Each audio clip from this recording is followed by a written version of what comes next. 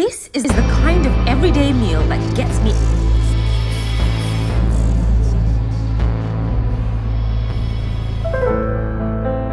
2015 সালে great British bake of প্রতিযোগিতার বিজয়ী নাদিয়া হোসেনের কথা মনে আছে নিশ্চয়ই।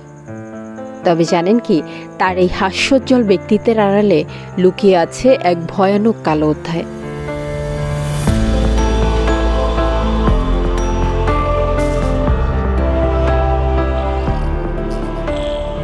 যুক্তরাজ্যের লুটন শহরে জন্ম নেয়া নাদিয়ার বাবার পৈতৃক নিবাস সিলেটের বিয়ানীবাজারে।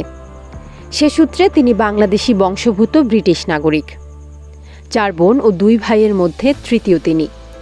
তার জন্মের পর তার বাবাকে বলা হয়েছিল, অভিনন্দন মিস্টার আলী, আপনার একটি ফুটফুটে কন্যা সন্তান হয়েছে। উত্তর ছিল বাস্টার্ড। এমনটাই ছিল পৃথিবীতে তার অভ্যর্থনা। এরপর মাত্র 5 বছর বয়সে নিকটাত্মীয়ের থেকে যৌন নিপীড়ন, স্কুল কলেজে বর্ণবাদের শিকার, বুলিং থেকে শুরু করে জীবনের একটা বড় অধ্যায় সে পার করেছে অন্ধকারে। করতে চেয়েছিলেন আত্মহননের মতো কাজও, তবে সেসব অনুভূতি তাকে আরও শক্তিশালী আর জেদি করে তুলেছে। তাই আজ সে সাফল্যের শিখরে।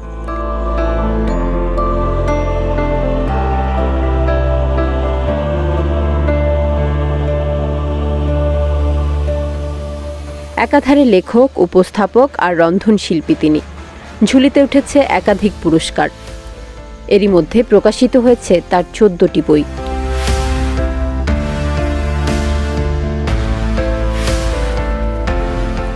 এখন তিনি ব্রিটেনের 100 জন উল্লেখযোগ্য নারীর একজন। মূলত স্কুল থেকেই তার রান্নার হাতেখড়ি, এরপর ইউটিউব আর রান্নার বইকে সঙ্গী করেই এই পথে যাত্রা। ব্রিটেনের রানী দ্বিতীয় এলিজাবেথের 90তম জন্মদিনের কেক বানানোর দায়িত্ব পেয়েছিলেন নাদিয়া, আর তা যথাযথভাবে পালনও করেছিলেন তিনি।